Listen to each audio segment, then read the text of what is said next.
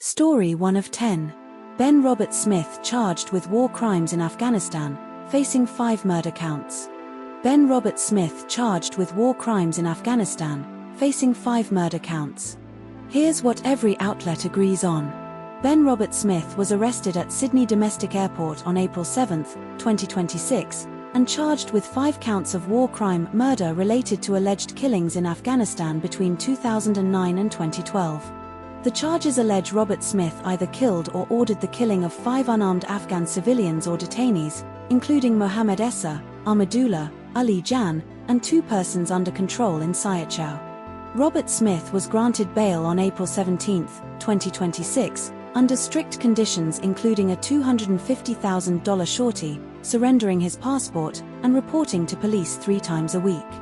Robert Smith is a Victoria Cross recipient and former SAS corporal who previously lost a defamation case against 9 newspapers in 2023, where a judge ruled on the balance of probabilities that allegations of war crimes were substantially true.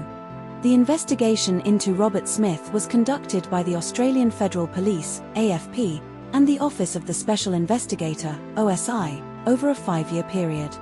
But not all outlets told the same story. The Guardian and SMH report that Robert Smith was planning to move overseas before his arrest, but Robert Smith's affidavit states he had no intention of fleeing and was unaware of imminent charges. The ABC and Guardian describe Robert Smith's arrest as a sensational and unnecessary spectacle, while the SMH and Newscomau emphasize the operational necessity of the arrest. The Guardian and Newscomau mention that Robert Smith's bail was opposed by prosecutors due to flight risk concerns, but Robert Smith's lawyers argue he has strong ties to Australia and no history of fleeing. This story was covered by ABC News, The Guardian, news.com.au, SBS News, Sydney Morning Herald and The Age.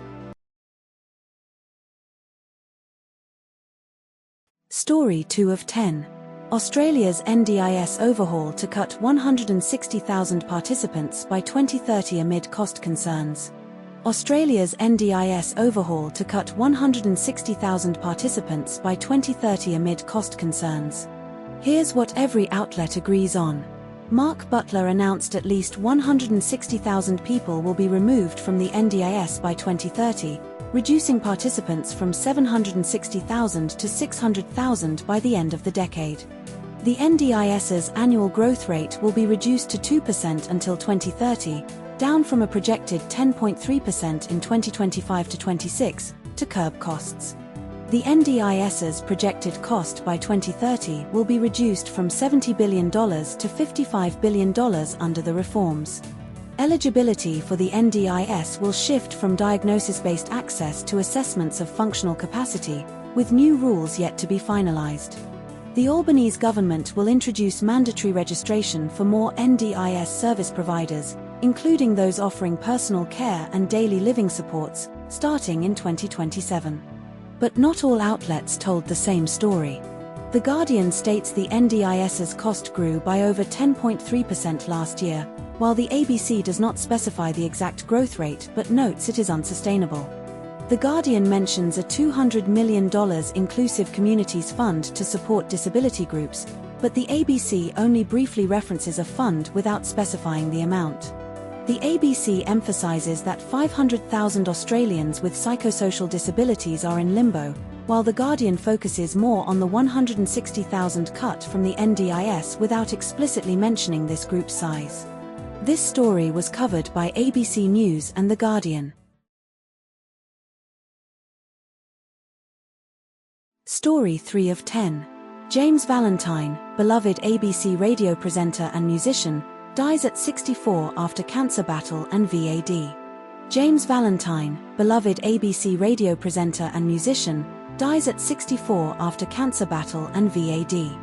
Here's what every outlet agrees on.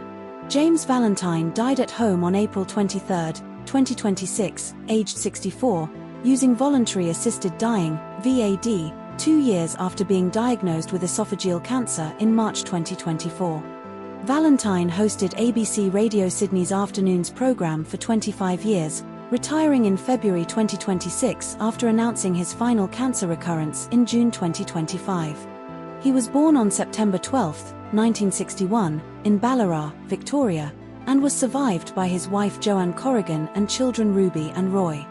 Valentine was awarded a Member of the Order of Australia, AM, in a private ceremony with his family last week, presented posthumously by Governor-General Sam Mostyn. His family stated he was calm, dignified as always, and somehow still making us laugh during his final moments. But not all outlets told the same story. The Guardian and SMH state Valentine was diagnosed with esophageal cancer in March 2024, but SMH also mentions he first felt ill in December 2023, while ABC and The Age do not specify this earlier timeline. The SMH and ABC state Valentine was born in 1961, but The Guardian says he was born in 1961 but does not specify the exact date, while SMH and ABC confirm September 12, 1961. The SMH and ABC state Valentine retired in February 2026, but The Age and Guardian mention his retirement in February 2026 after his final cancer recurrence in June 2025, with no contradiction in timing. This story was covered by ABC News, The Guardian, news.com.au, SBS News, Sydney Morning Herald and The Age. Story 4 of 10. Booing disrupts Anzac Day Welcome to country speeches across Australia. Booing disrupts Anzac Day Welcome to country speeches across Australia. Here's what every outlet agrees on. Booing disrupted welcome to country speeches at Anzac Day dawn services in Melbourne, Sydney, and Perth on April 25, 2026.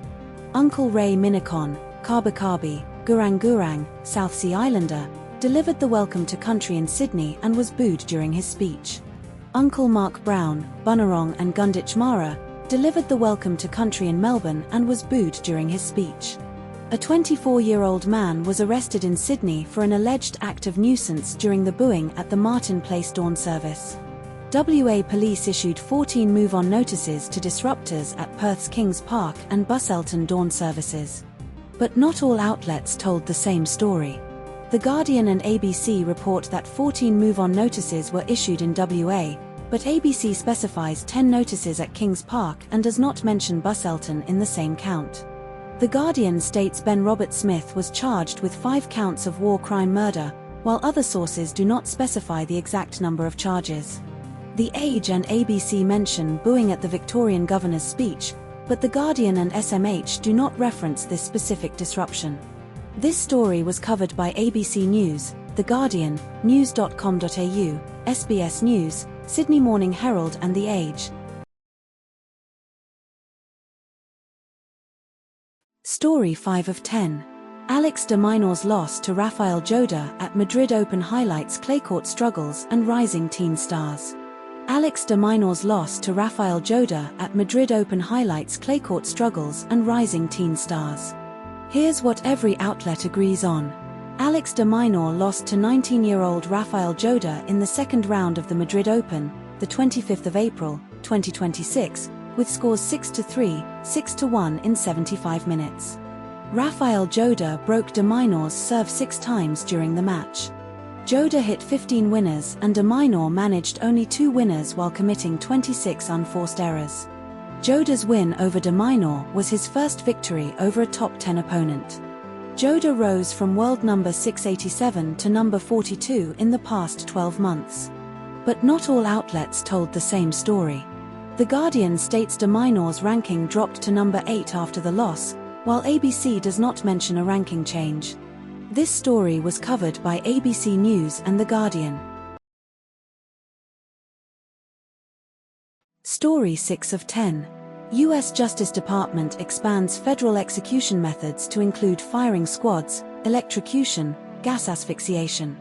U.S. Justice Department expands federal execution methods to include firing squads, electrocution, gas asphyxiation. Here's what every outlet agrees on. The U.S. Justice Department announced on April 25, 2026, it will add firing squads, electrocution, and gas asphyxiation as alternative federal execution methods due to drug shortages for lethal injections. Donald Trump's administration rescinded the Biden-era moratorium on federal executions, allowing executions to resume after a 20-year gap. Last federal executions occurred in 2021.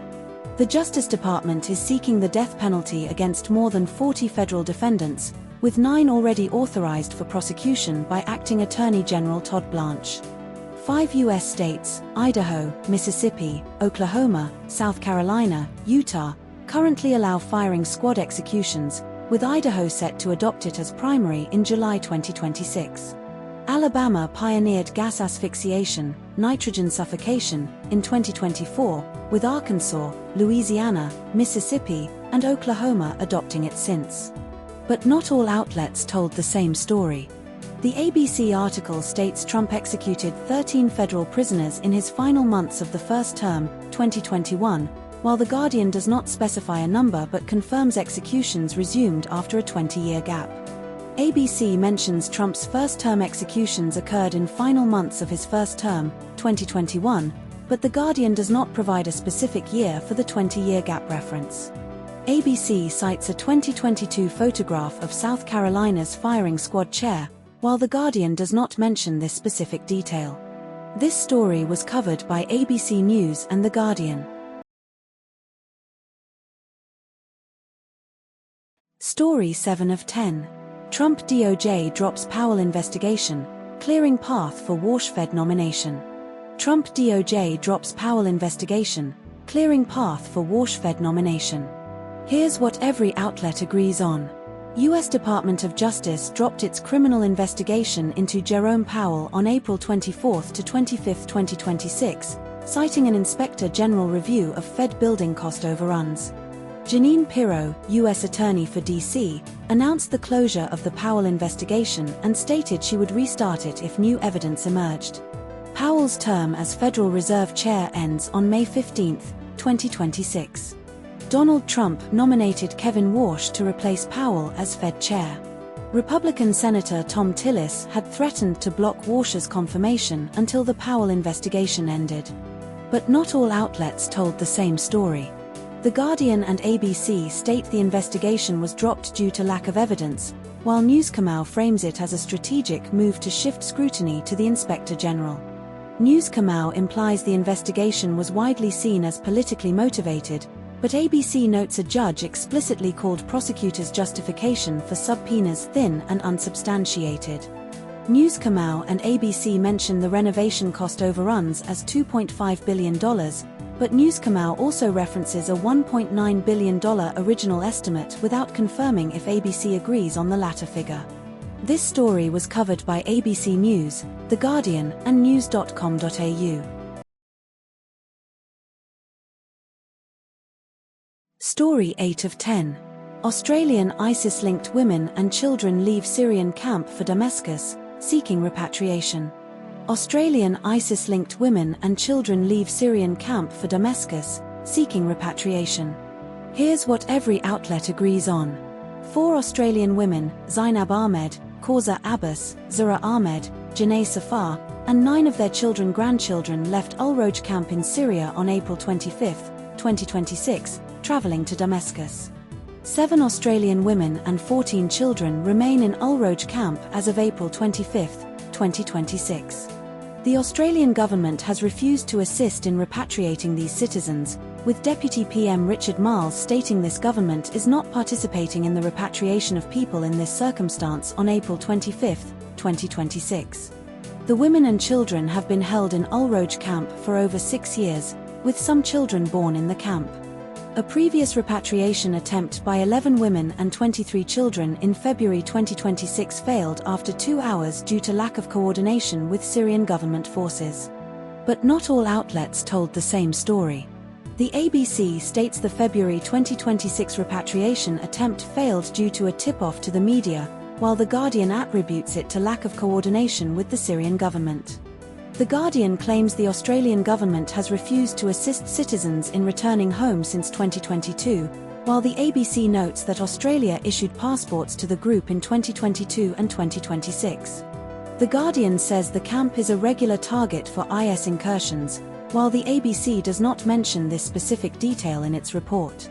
This story was covered by ABC News and The Guardian.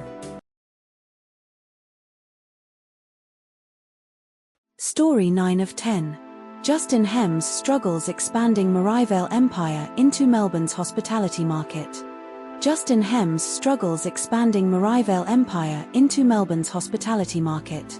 Here's what every outlet agrees on. Justin Hems is the head of the $3 billion Merivale empire, which started in fashion, House of Merivale, and expanded into hospitality and property. Merivale has over 80 venues across Sydney. Hems bought Tomasetti House on Flinders Lane in Melbourne for about $40 million in 2021. Hems bought Cante House in Mayors Place for about $15 million in 2023. Hems bought the City of Melbourne's Parkade car park in Burke Street for $55 million in 2025. But not all outlets told the same story. The articles do not contain any direct contradictions between sources. This story was covered by Sydney Morning Herald and The Age. Story 10 of 10.